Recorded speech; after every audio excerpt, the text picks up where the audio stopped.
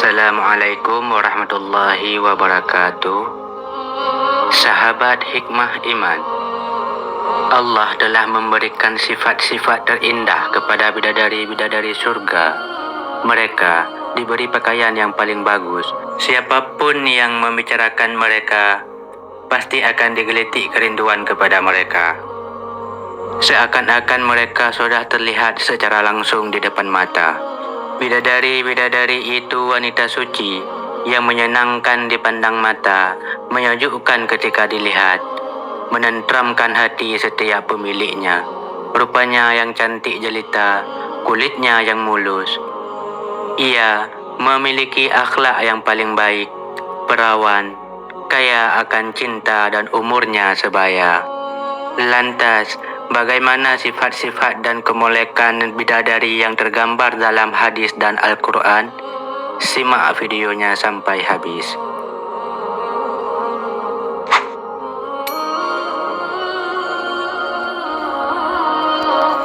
Dari Ummu Salamah radhiyallahu anha yang diriwayatkan oleh At-Tabrani, Ummu Salamah bertanya kepada Rasulullah, "Wahai Rasulullah, jelaskanlah kepadaku firman Allah tentang bidadari-bidadari yang bermata jeli." Kemudian Rasulullah menjawab, "Bidadari yang berkulit putih, matanya jeli dan lebar, rambutnya berkilau seperti sayap burung nasar." Lalu Ummu Salamah bertanya kembali, "Wahai Rasulullah, jelaskan kepadaku tentang firman Allah, laksana mutiara yang tersimpan baik." Kemudian Rasulullah bersabda, "Kebeningannya seperti kebeningan mutiara di kedalaman laut, tidak pernah tersentuh tangan manusia." "Ya Rasulullah, jelaskan kepadaku firman Allah, di dalam surga ada bidadari-bidadari yang baik, lagi cantik-cantik. Akhlaknya baik dan wajahnya cantik jelita." "Wahai Rasulullah, jelaskan padaku firman Allah, seakan-akan mereka adalah telur burung unta yang tersimpan dengan baik." Kemudian Rasulullah menjawab, "Kelembutannya seperti kelembutan kulit yang ada di bagian telur unta dan terlindung kulit bagian luar, yang biasa disebut putih telur." "Wahai Rasulullah, jelaskan padaku firman Allah, penuh cinta lagi sebaya umurnya. Mereka adalah wanita-wanita yang meninggal pada usia lanjut, dalam keadaan rabun dan beruban. Itulah yang dijadikan Allah tatkala mereka sudah tahu. Lalu Dia menjadikan mereka sebagai wanita-wanita gadis, penuh cinta, bergairah, mengasihi, dan umurnya sebaya." "Ya Rasulullah, manakah yang lebih utama, wanita dunia ataukah bidadari yang bermata jeli?" Rasulullah pun menjawab kembali, "Wanita-wanita dunia lebih utama daripada bidadari-bidadari bermata jeli, seperti apa yang tampak daripada yang tidak tampak." "Karena apa wanita dunia lebih utama daripada mereka, wahai Rasulullah?" "Karena salat mereka, puasa mereka, ibadah mereka kepada Allah. Allah meletakkan cahaya di wajah mereka, tubuh mereka seakan-akan seperti kain sutra. Kulitnya kulit bersih, pakaiannya berwarna hijau, perhiasannya kekuning-kuningan, sunggulnya mutiara dan sisinya terbuat dari emas. Mereka berkata, kami hidup abadi dan tidak akan pernah mati. Kami lemah lembut, tidak jahat sama sekali. Kami selalu mendampingi, tidak beranjak sama sekali. Kami ridha, tidak pernah bersungut-sungut sama sekali. Berbahagialah orang yang memiliki kami dan kami memilikinya." "Wahai Rasulullah, salah seorang wanita di antara kami pernah menikah dengan 2, 3, atau 4 laki-laki, lalu dia meninggal dunia. Dia masuk surga, dan mereka masuk surga pula. Siapakah di antara laki-laki itu yang menjadi suaminya di surga? Rasulullah menjawab, "Wahai Ummu Salamah, wanita itu disuruh memilih siapa di antara mereka yang akhlaknya paling bagus." Lalu dia berkata, "Wahai Rabbku, sesungguhnya lelaki inilah yang paling baik akhlaknya tatkala hidup bersamaku di dunia. Maka nikahkanlah aku dengannya." Wahai Ummu Salamah, akhlak yang baik itu akan pergi membawa dua kebaikan, dunia dan akhirat.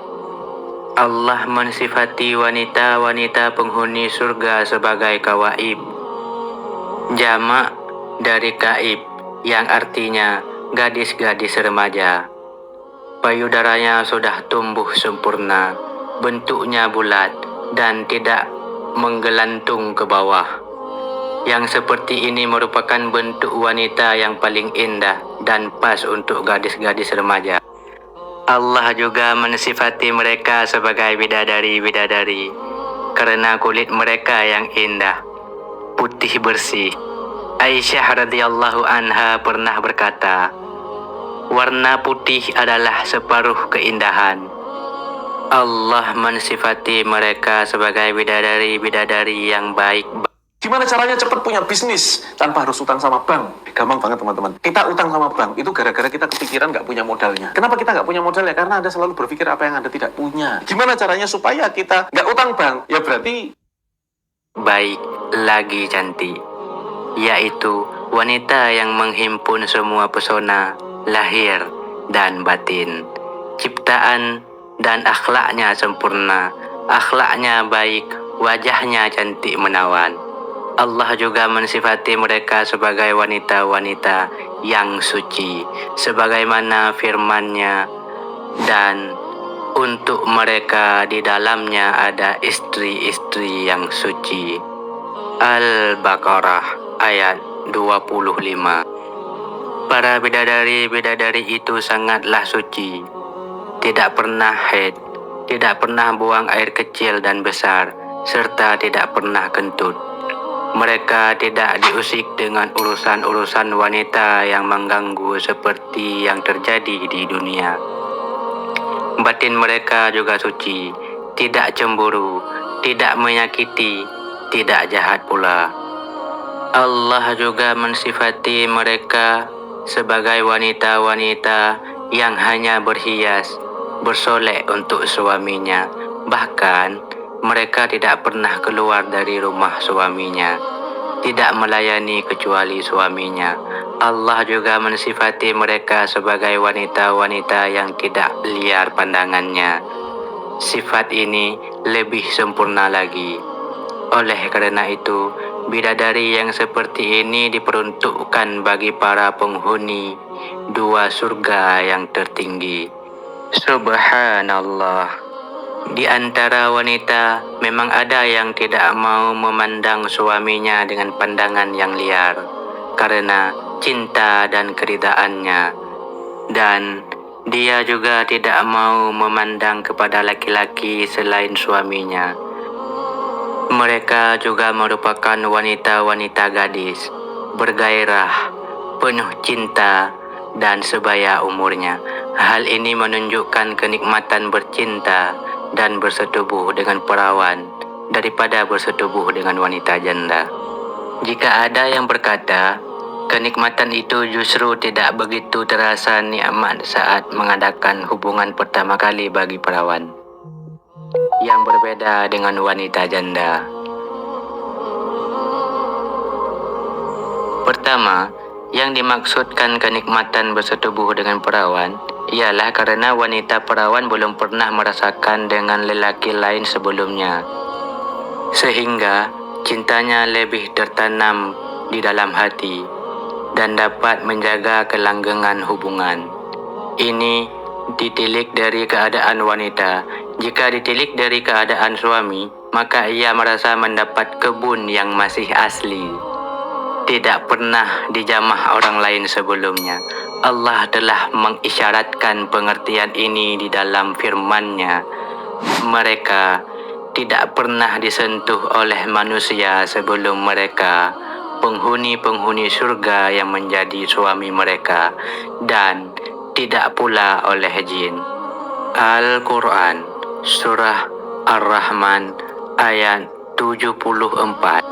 Kedua, sebagaimana yang disebutkan dalam riwayat, bahwa setiap kali penghuni syurga menyetubuhi seorang wanita dalam keadaan perawan, maka wanita itu kembali menjadi perawan seperti keadaan sebelumnya. Jadi, setiap kali dia menyetubuhinya, maka wanita itu tetap dalam keadaan sebelumnya. Sifat bidadari penghuni surga yang lain adalah mencerminkan rupa yang lemah lembut, sikap yang luwes, perlakuan yang baik terhadap suami, dan penuh cinta, ucapan, tingkah laku, gerak-geriknya serba halus. Andaikan ia muncul di dunia, niscaya seisi bumi dari barat hingga timur akan mencium wanginya, dan setiap lisan makhluk hidup akan mengucapkan tahlil, tasbih, dan takbir. Setiap mata akan menjadi buta, sinar mentari akan pudar, sebagaimana matahari mengalahkan sinar bintang. Pasti semua yang melihatnya di seluruh muka bumi akan beriman kepada Allah yang Maha Hidup dan yang Maha Kuasa. Kerudung di kepalanya lebih baik daripada seisi dunia. Hasratnya terhadap suami melebihi semua keinginan dan cita-citanya. Tiada hari berlalu melainkan akan semakin menambah keindahan dan kecantikan dirinya. Tiada jarak yang ditempuh melainkan semakin menambah rasa cinta dan hasratnya. Bidadari adalah gadis yang dibebaskan dari kehamilan, kelahiran, haid, dan nifas, disucikan dari ingus, ludah, air seni, dan air tinta, serta semua kotoran. Masa remajanya tidak akan pernah sirna, keindahan pakaiannya tidak akan pernah usang, kecantikannya tidak akan pernah memudar, hasrat dan nafsunya juga tidak akan pernah melemah. Pandangan matanya hanya tertuju kepada suami, sekali-kali tidak menginginkan yang lain. Begitu pula suami akan selalu tertuju padanya. Bidadarinya adalah puncak dari angan-angan dan nafsunya. Jika ia melihat kepadanya, maka bidadarinya akan membahagiakan dirinya. Jika ia minta kepadanya, pasti akan dituruti. Apabila ia tidak di tempat, maka ia akan menjaganya. Suaminya senantiasa dalam dirinya, dimanapun berada. Suaminya adalah puncak dari angan-angan dan rasa damainya. Wallahu a'lam bishawab. Segala kehilapan dan kesalahan mohon dimaafkan. Segala kebenaran dan kebaikan datangnya dari Allah Subhanahu wa Ta'ala. Wassalamualaikum warahmatullahi wabarakatuh.